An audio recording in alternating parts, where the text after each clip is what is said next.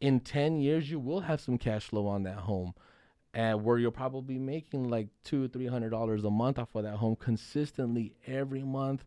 And then if you end up paying that house off, which you probably won't, but if you end up doing that, oh wow, now you have a retirement plan. You get what I'm saying?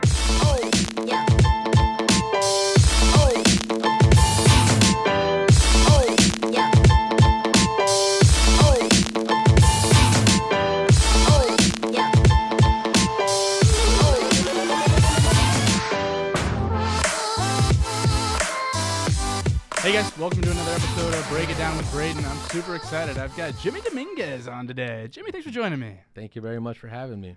Jimmy and I met probably 5-6 years ago. It was a minute ago. Yeah. Yeah, at the higher living office. Yep. Down in Tempe, and just kind of remained friends ever since, and kind of stayed in touch and been working together ever since. And it's just been awesome to kind of watch you grow your business over the years and kind of where you've progressed just personally and professionally. And so thanks for joining me again. And again, thank you for having me. It's a pleasure. Tell everybody a little bit about yourself, kind of how you got started in the real estate business, where you're at. So I originally started real estate. Actually started in the apartment business first. I was renting apartments on the weekend, and that was about 11 years ago. Then switched into full-on just apartment management, and from there went to single family rentals, and I managed a couple portfolios out there in Tucson. Came out here, did that. That's the safe part of real estate, right? You get a little check, but you don't make much. But you get a little check, and it's always there. And after that, finally, one of my best friends, not my best friends, but a really good friend of mine, he's one of the best realtors that I knew, K Watanabe, he's out in Tucson, and he was telling me, hey, you got to switch to sales. That's really where it's at. I'll help you. Him, Alex Pruitt, Ben Marquez, and a lender, Derek Polder, they all just like really pushed me for it. And man, it was awesome. I made the switch. It was scary. First year was probably the most difficult year I've ever had my whole life. Had to borrow money left and right just to make it. But what I learned from Kay, what I learned from Scott Melody was just priceless, just constantly learning and growing. And it was really all worth it at the end. I mean, I couldn't imagine living the life I live now back then. It would just not be real to me. So you bring up a good point. You had amazing mentors. The best. And the thing, like, I just learned when I was coming in, everybody was like, oh no, that split is horrible. I said, yeah, but the work habits I'm picking up, the accountability Kay had me with like every day I had to check in and what am I doing for the day. And if you don't have anything real estate related, you start to look stupid. And it feels good at the same time. It's a little nerve-wracking, but it feels good. It really kind of pushed me to propel. And then also it's like, hey, do you have any deals this month? No. Why not? It's like, I don't want to have to answer this in front of everybody because it's a whole team meeting. There's accountability piece to that for sure. It really just like, it's not for everybody, but for me, it was exactly what I needed. I like to have my back against the wall. There'd be some months where he'd be like, hey, Jimmy, I want you to sell more than like Ben's whole team. Ben's team at the time had like 3 people, I believe, or 4 people. I was like, what do you mean? I thought I was joking. And I was like, oh, okay. Now I'm stressing over here because of the pressure, but it made me work harder, and I absolutely loved it. But yeah, like I said, the split, they're like, oh, the split. I didn't care. I picked up more. If I would not have done that for the whole first year, I would not have picked up some of the work habits that I ended up having. And the knowledge, he does so much volume. I mean, he's doing like, I don't know what he's doing right now, but at the time he was doing 400 houses a year. And like every month I saw him touch 10 or go over 10, you know. Saw him have an 18 deal month. And I'm just like, whoa, how does somebody do all this, plus still run the business, plus still do this? I just never understood it, but I loved it. And it just kind of fueled me to keep going. He is a well-oiled machine, right? I mean, it's impressive what he does. So background and information, guys, K Watanabe's #1 agent down in Tucson, pretty much. I believe so, every year, pretty much, if not one of the top agents, top 5 anyways every year. And he's doing hundreds of flips a year as well as resale, and just it's crazy how much volume he's got going. And really, who you follow, you want to pick up their work habits, right? And there was nothing but work habits to pick up from him. Right. So, what are some of the other things that you picked up from him? I know he has tons of systems and processes that he kind of implements into his business. So like that all like perspired. So like my whole life, like I said, when I was doing property management, even when I was doing residential property management, I've always been training. So I've always been a really good salesman and a good trainer. So I was always training new people to lease apartments. I was training new people, new property managers. I was just training. So just seeing how he ran his team, right? The accountability portion, I really picked up on that, not just for myself, but for other people, how to build that sense of urgency within them. Yep. Right. He kind of liked to have people where when I first started, it's like, it's okay for you to feel a little desperate because that'll make you work harder. And even though it's uncomfortable, it does actually make them work harder. Yep. Right. Yeah. Opposed to try to give them too much and get them too comfortable and then they don't have that hunger inside of them. But I mean, it's from that. And also just watching Cage, when he got a little more stressed out, he worked even harder, and that's how he kind of coped with it. And it actually just seeing that, I kind of picked up on that as well. Right. Yeah, as opposed to making excuses for yourself, just buckle it down and grind a little bit. Yeah, more. and it was never excuses. There was never room for excuses. It's just, well, what are you going to do? What are you going to do about it? Love that. And just have to keep going. So obviously you had some great mentors, and so you've kind of gone into mentoring a little bit yourself. Yeah, so I would say after I was working with Ben Marquez, and after Ben Marquez, I was like, you know what, I want to kind of do this on my own as well. I kind of like training and managing, but first I started with just the 2-person team. It was me and Donna at the time, and then I also picked up mentoring with EXP. Did the little training for the mentor program, and I just felt like I learned enough where I could pass certain skills on because I know how hard it is to get started. Yep.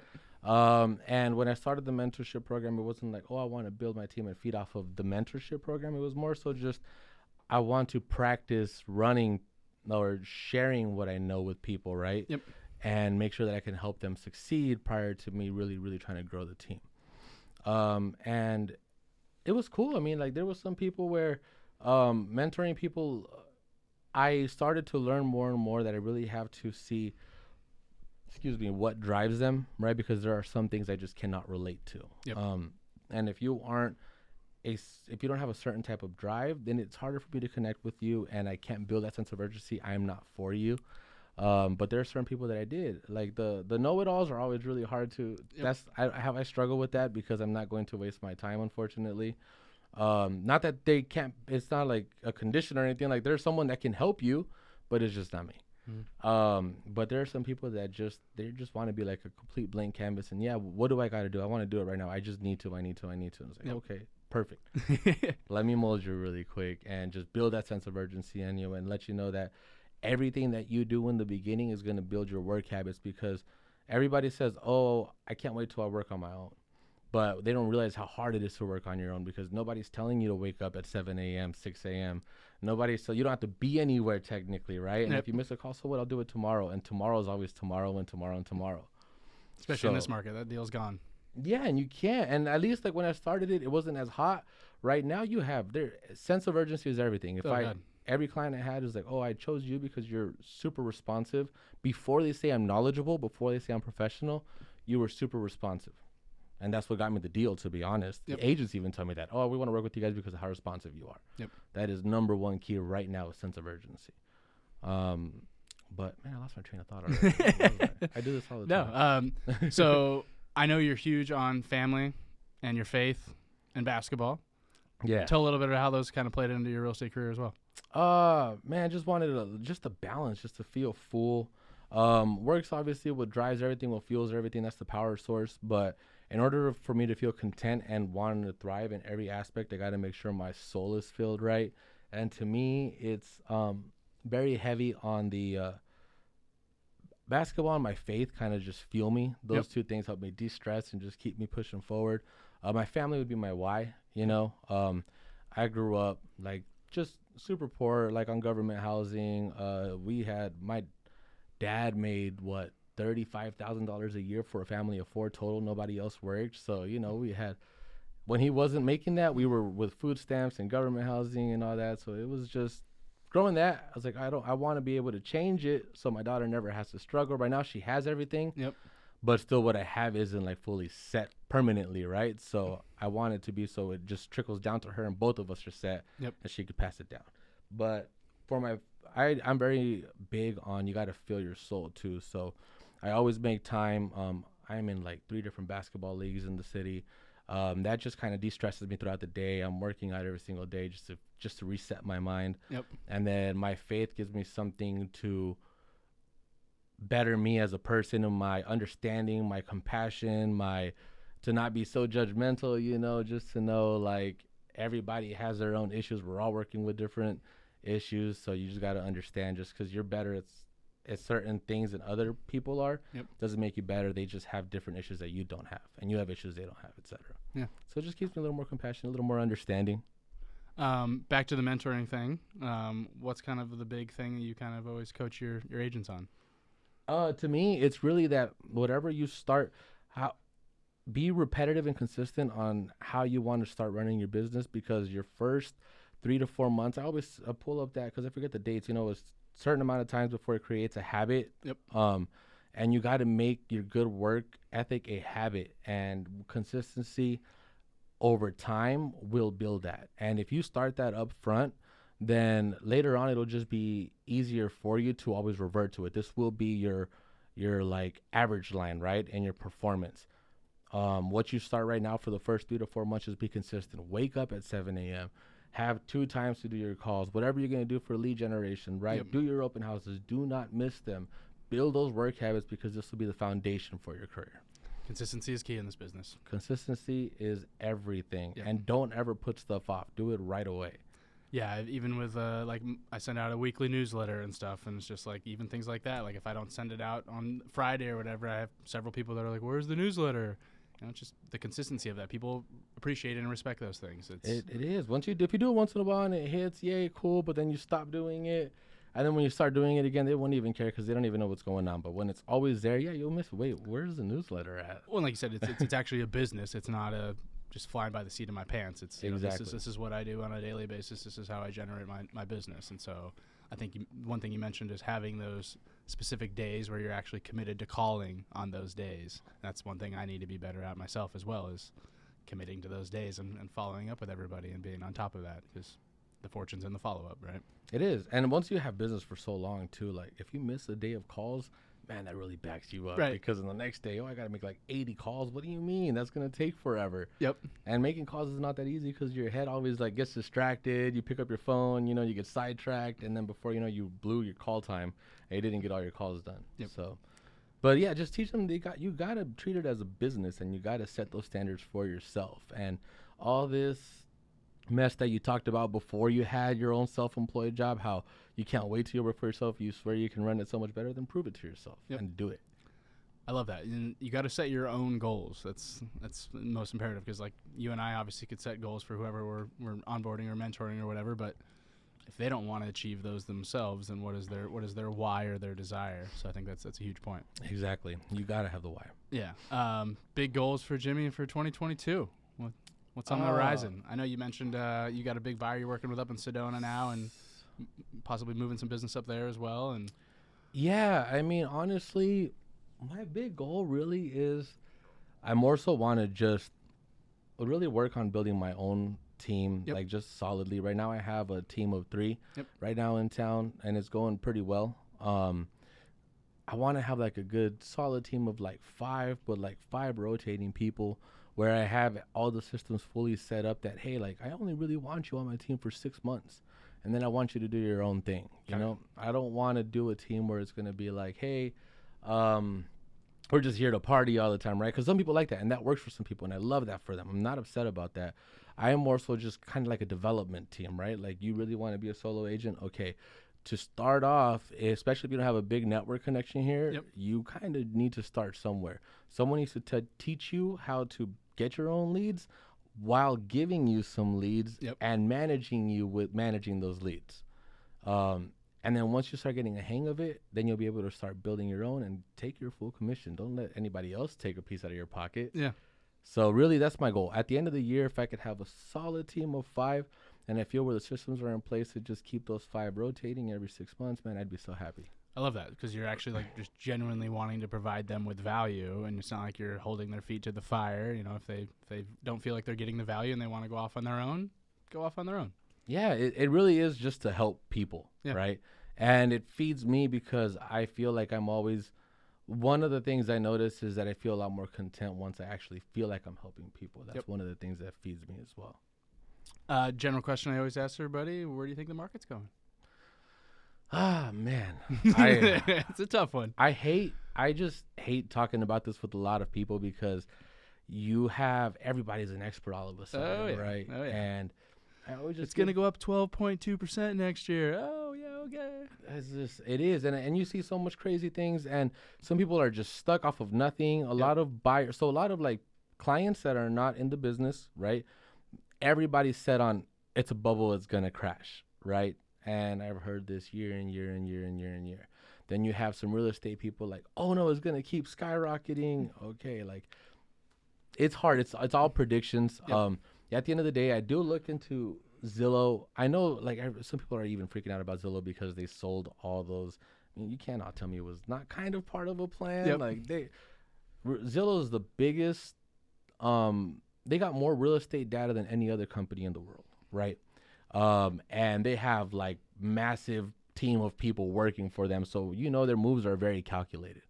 Granted, don't ever look at the Zillow's estimate. Those are always kind of way not sure off. where they're calculating those. But other than that, they do have like certain predictions, right? They predicted Phoenix to go up 11% this year in equity and prices. And cool. I look at that with some clout because I know how much information they have. Yeah, they actually have the analytics to justify it. Exactly. And the only thing I think about the market is like, look, I look at all the other major cities in the country, more so on the west side. Okay, so a lot of my leads come from, I get some leads from Zillow and Real Geeks. And a lot of my out-of-town clients, I pay attention to where those out-of-town clients are from, right? I have, in the winter, it's always a ton from Chicago, Wisconsin, just the cold Get me out of here, yeah. But one thing I've seen consistently increasing is Seattle and Portland throughout year-round. I was like, okay. I look up what's the average price of a home in Seattle. Right now, it's $897,000. Yeah. Like, holy cow. Portland was, I forgot what it was, but it was high as well. It was way higher than we are. Yep. San Diego's at $897. Denver's at $597. Like, these prices are high. Yeah. Right? So I always take that into consideration. Like, if there is going to be interest rates going up slowly, right? And if there is going to be any sort of market correction, a lot of people after COVID found out they can work remote. So cool. I want to still live in a big city, but I want to live in a cheaper big city. I'm going to move to Phoenix. That's the way I see it. Yep. Supply and demand to me is still the biggest driving factor. And then interest is afterwards for price increases, right? And we still are at a low supply. I mean, it depends. I don't care if you pull up, oh, yeah, someone told me the other day, but on MLS, the average days on market is 79, 8 and 9 days. Yeah, but you're not really like narrowing it down. There's a lot of trash on MLS too. There's lots. There's and the coming soon listings that aren't actually hitting the market. Yep. There's so much. So I was like, look, if you actually like simmer it down, or if you're working a little extra, right, on certain niches, etc. Like right now, I have a lot of clients in the $500,000 price range, right, which a year and a half ago was really like a $380,000 price range. Like what you're getting at 500 is not anything special right now, which is crazy. It's ridiculous. And I'm not in Scottsdale, not anything. These are just like Midtown, just south of Arcadia clients, okay? And man, you're competing against 4 or 5 different people every single time. 2 bedrooms going for 480, and you're still competing. So there's just certain areas that people know. Like that's really like my favorite areas is like the Midtown, Central, Downtown, Arcadia area. I love it just because I'm super familiar with it. Know it like the back of I don't even have to like run comps. I can already start. Oh yeah, this one's sold for this right next door. So I like that area. What about the area? Yeah, I like that area just because I've seen the crazy increase. Like I told you, the 380K was what you're getting for 550 right now, basically. Yeah. A year and a half, 2 years ago. So that's why I do like it. But back to the market, I just think so. Supply and demand. We don't have supply. There's still a ton of demand. You're getting a lot of people still moving in, right? I also look at how many people are moving into Phoenix. It's like top 3, I thought, as a city goes. County's top 3 as well. Yep. For people migrating in from out of town. So that to me tells me it sounds pretty secure for the next 2 to 3 years. I don't know. Yep. That's as far as I go. Yep. I put my money on that at least if it was like an actual bet, like DraftKings or anything like that. I'll put my money on that all day. Did you hear that? DraftKings, BetMGM, throw that up there. Give us some hedge Caesars, bets. sports bets, anything. We want the points too for Vegas. So that's funny. That's kind of what I'm hearing out there as well, and kind of what I'm thinking as well. Is there's so much demand right now for Arizona. We're still cheap compared to the major cities. The weather is hard to beat, really. Like It is. We don't struggle. October through April, you can't tell me you're not having a blast outside. October through April. Well, and there's a few months that it's hot, but we all have air conditioning, and you just chase the air conditioning. It's one of the longest stretches of great weather, though, right? Because like Seattle, you only get like 4 good months of sunshine, right? Yeah, and it rains the rest of the time. Yeah, right, like exactly. Chicago gives you a couple months, but it gets really like humid hot too. Well, and I'd rather put on less clothes than shovel snow. Exactly. So there's a lot of perks to living in Phoenix, right? Yep. Dallas too. I actually really like Dallas as well. I think Dallas and Phoenix markets are kind of mirroring each other. Yep. They both seem super solid. The weather's not as bad. I think we have better weather than Dallas by far. Similar politics. Yeah. But I mean, why not move here? Why not have those prices go up? And everybody is just always trying to go on to the next new thing, whether it's crypto, NFTs, all this. And you see that go up and down. And I just tell everybody, look, if you can buy another home, an investment home, why not? Like, buy a house, live in it for a year, and then buy another one that you move into. You're only paying it as a primary, and then rent the other one out. And that house in itself will start generating you. Don't look at it. Man, there's so many fads on Instagram. I hate Instagram so much. There's so many fads on Instagram, right? Like, oh, cash flow. It has to be about the cash flow. So what if you break even the first year, the first 2 years? The rents will slowly go up. Look at the history of rents. Okay, at some point you'll make a little pocket money.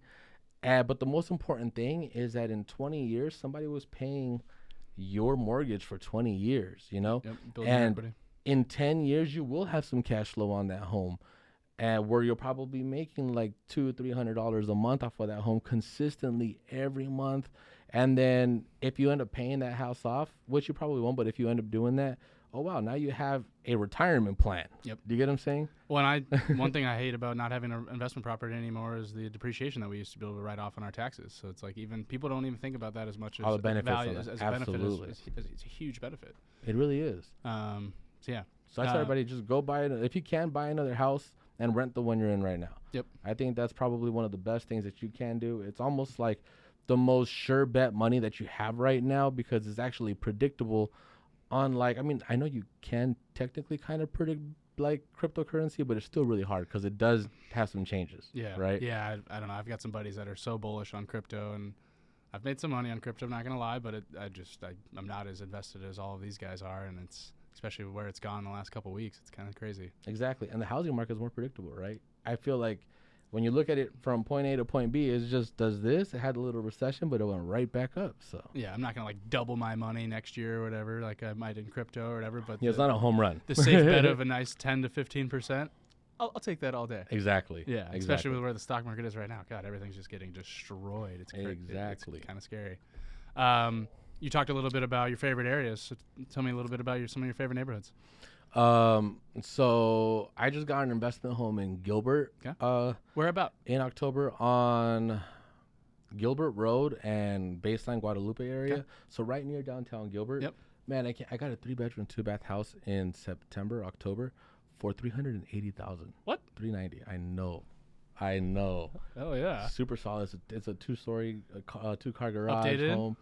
No, not yet, not fully, but it's not bad. It was like it's still great to move in. Yeah, it has ready to go. Wood flooring. The only thing I want to do is break down the kitchen to open it up a little bit. Yep. That's it. But it's still a great floor plan.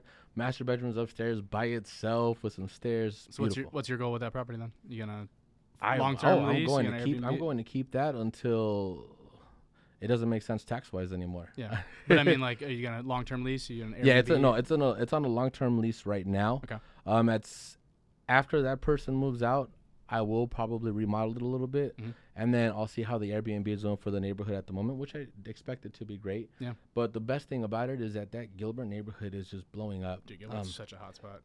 Because everyone's moving to Gilbert. I live 3 blocks away from that house. Okay. So you did or you do now? I do. Okay. Yeah. So like, I just see those prices right in the neighborhood. The prices started at $400,000 for a single-story 3-bedroom, 2-bath house. Yep. And now they're at $550. So it's just like, holy cow, the way they're just blowing up there is awesome. So I love Gilbert. I love Chandler and Gilbert because you get kind of newer homes, right? I'm just an East Valley guy more so. Yep. I do love Scottsdale as well. But Midtown is just awesome. If you're coming in from out of town, I tell everybody, just do Midtown. Yep. It's more of a melting pot. You get so many restaurants from all over. You get coffee shops, you get bars, you're close to downtown, and you have an option to go wherever you want. It's not far. It's kind of like the trendy spot right now, I feel like. It is. Yeah. It is. When I want to go have fun, I will go to the Midtown area, go to a restaurant. I mean, I can do stuff in Gilbert, too, and Chandler, but that's like my melting pot. Yep. Yeah. They've got, like you said, brand new restaurants popping up all over the place, little boutique-y coffee shops. I could eat Peruvian food. I could eat Salvadorian food. I could eat anything in downtown Midtown. That's so cultured. Well, what else, man? What other like family goals you got for 2022? Man. So like we talked a little bit about our daughters now and the fun trials and tribulations you've been having with her and the cell phone and stuff. Yeah, just trying to honestly. What I want to open my child's brain a little bit more. By last year, we got to go to New York City. Yeah, I saw that. Just her and I went out, explored the city, and it just really opened her up. She's trying to go to New York City for music school afterwards. She wants to be a music teacher. Nice. So we just went down and checked the city out. She loved it. The culture's so different. And I want her to just open her mind. Like the more I've traveled in my life, I've traveled a little bit the last 2 years, and the more open-minded I've become, right? Because life is so different. Here to New York to LA to Miami, life is so different.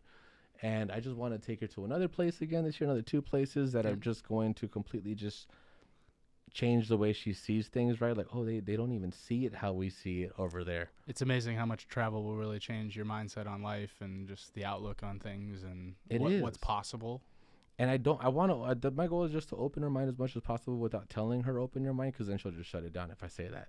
Yep. When you go to those places, you're like, okay, like look at how much has been accomplished in cities like this and how much money is out there and what really is possible. Exactly. You gotta break that mold, because she lives in Tucson right now. And I mean, I'm born and raised in Tucson. And when I was raised there, like I honestly felt like my ceiling was so low. To me, a successful person out of Tucson was going to be a lawyer or a doctor, making maybe $100,000 with 2 cars and a nice house. That's it. Yeah, I thought that was the level of success. Then I came out here, and the very first person I met sold dog toys, making over $1 million a year. I didn't believe it. They had to show me bank statements, and I was blown away. You sell dog toys and you make $1 million? I did not understand anything. So it blew my mind moving to Phoenix and seeing everything just change. It's quite the city right now to be living in. It's pretty cool. It is. Well, Jimmy, thank you so much for joining me today. Tell everybody how they could get a hold of you if they want to get involved with real estate or need anything buying or selling needs. Awesome. Well, I really appreciate you having me. My phone number, everybody can always have that. It's 520-331-2507. Text me, call me at any time. Or on Instagram, it's just Jimmy the Realtor PC, like personal corporation. Send me a DM, follow, and I'm happy to chat, answer any questions, or toss any ideas around. Love it. Yep. Thanks for attending another episode of Break It Down with Braydon. Like Jimmy said, Jimmy's the man, doing a lot of cool stuff in town. Great mentor, mentee. So, yeah. Stay tuned for another episode. Break It Down with Braydon. Thanks, guys.